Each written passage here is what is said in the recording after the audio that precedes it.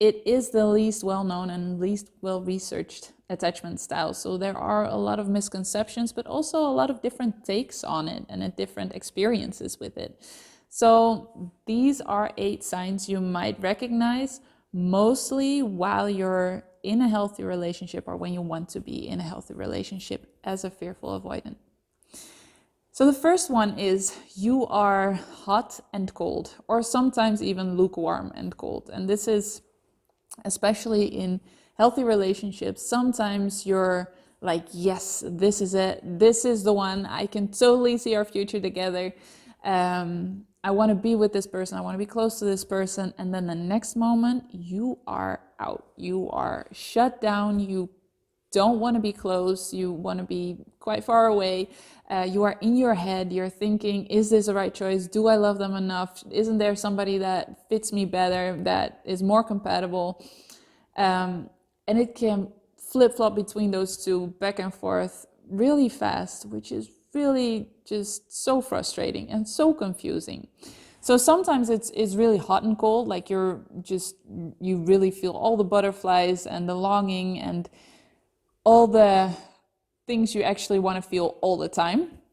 But sometimes it's also just lukewarm and cold. So you're never completely 100% all in and you want to be with this person physically, emotionally, mentally. So that is one of the misconceptions. I see a lot that it's really hot and cold, like you really are completely in love and do feel the fireworks, and then not at all. You can be lukewarm and cold, that you actually really like this person, you feel safe and secure and just amazing around them. It feels like coming home almost. And then there are moments that you doubt everything and you shut down. And the fact that it's lukewarm sometimes at its best doesn't mean that you cannot feel more and more love when you grow into the relationship and you heal your fearful avoidant attachment style. So that is something I really want you to know, that even when you feel lukewarm right now at its best, and then you flip-flop between lukewarm and really cold, like shut down and all these thoughts about how you don't feel enough or it is not enough, the lukewarm is not the best it's gonna get. Oh my gosh, no, it's gonna get so much better. When I was in the depths of this 10 years ago, I had so many doubts about my relationship with my now husband. And I thought that the moments that I felt good about the relationship were the best it was gonna be.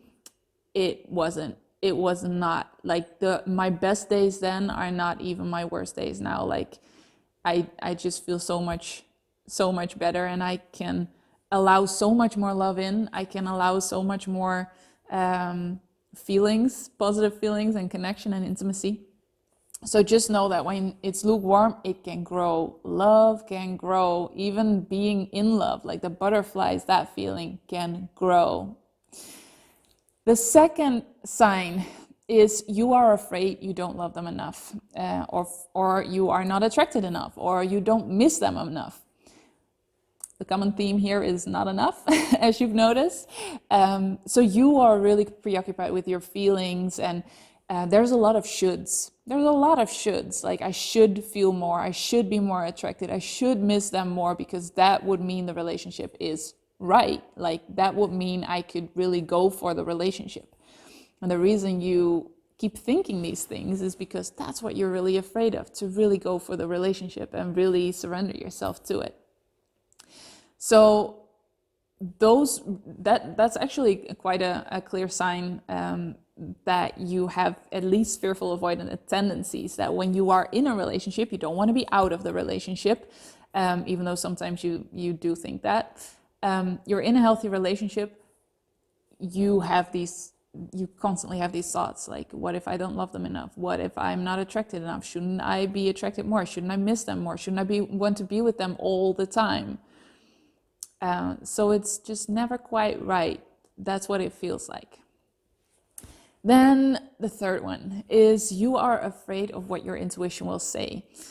So you are mostly just scared that it will say that you will have to break up and that this isn't the one. Even though you kind of don't want to break up, it just feels like when your intuition says it, you do not have a choice. So that can make you really scared of your intuition, of the word intuition. And it makes you feel like there's this impending doom, like at one point your intuition will speak up and tell you have to break up, and that's not what you want. Let me tell you, that's not gonna happen. That's not what your intuition is. That's not how it works. That's not how your intuition works.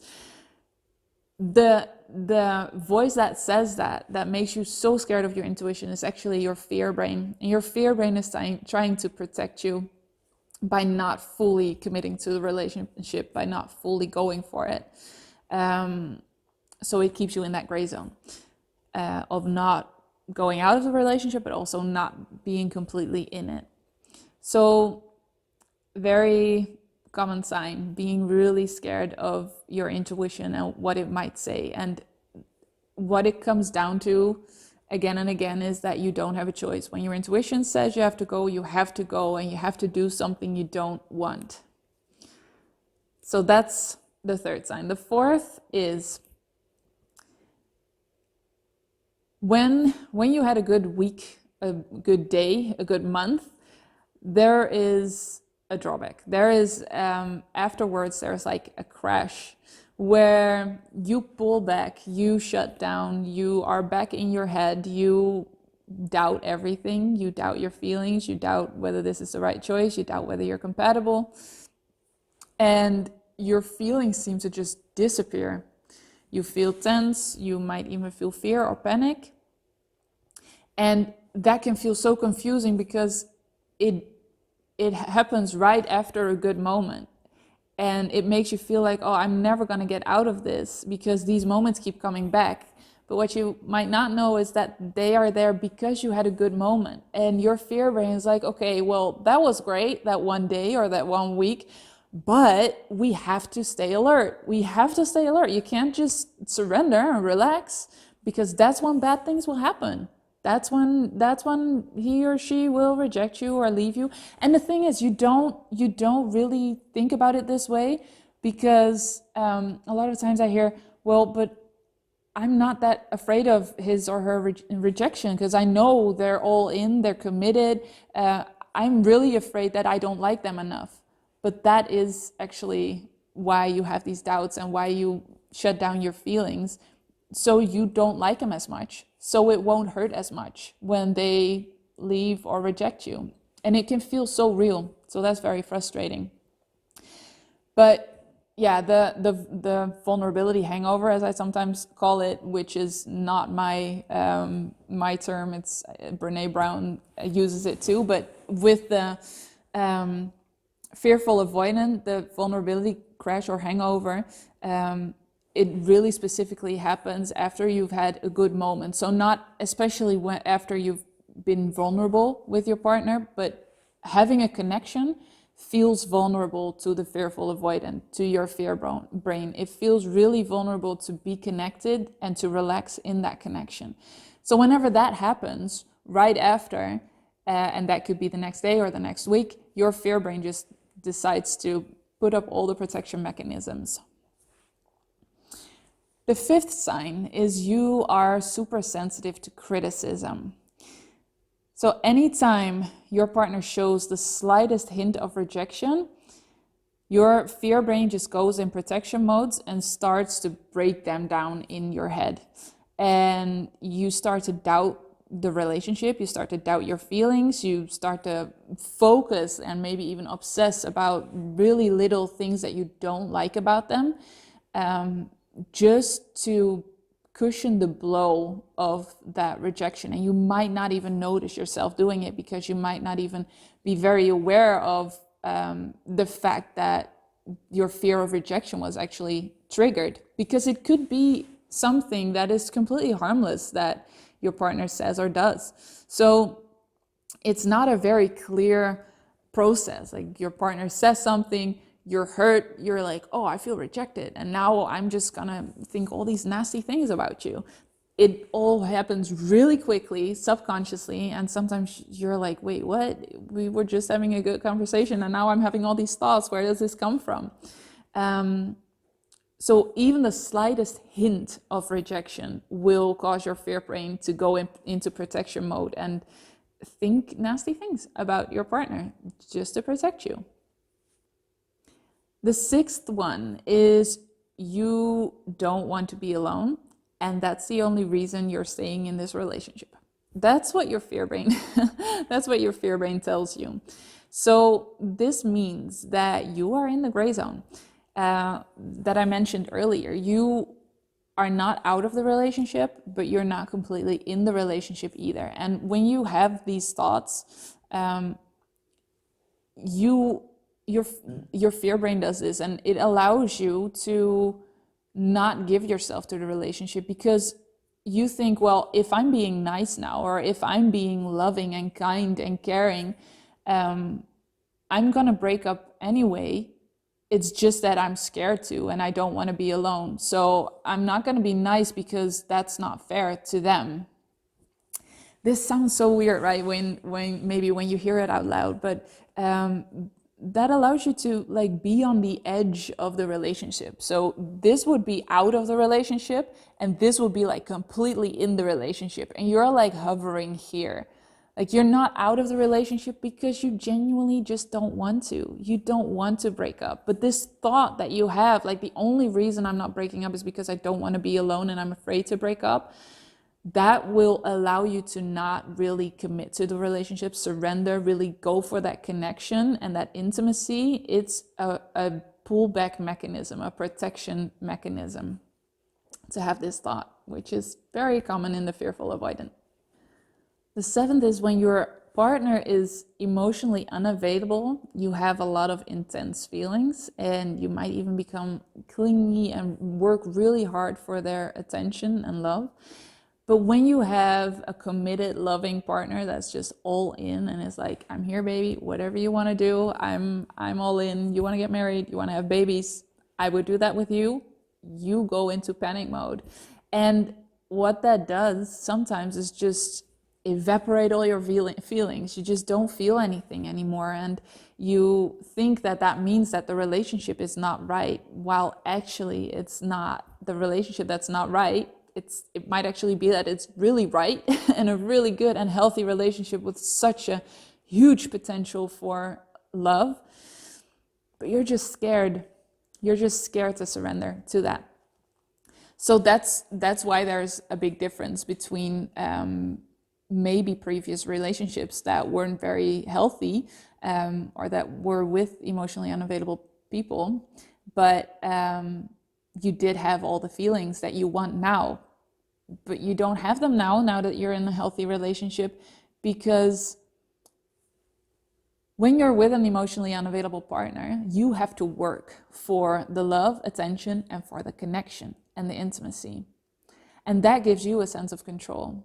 So when you're with a healthy partner that is just there and is open for that connection at all times, your fear brain goes into panic mode because it feels like it's losing all control. That connection is what you're so scared of. So that's what you're trying to create space, essentially, and not have that connection. And that's why you have all these thoughts. That's why you doubt your feelings. That's why you're in the gray zone, just to protect yourself from that connection, because you link that to pain, and you link that to impending doom and things that can happen.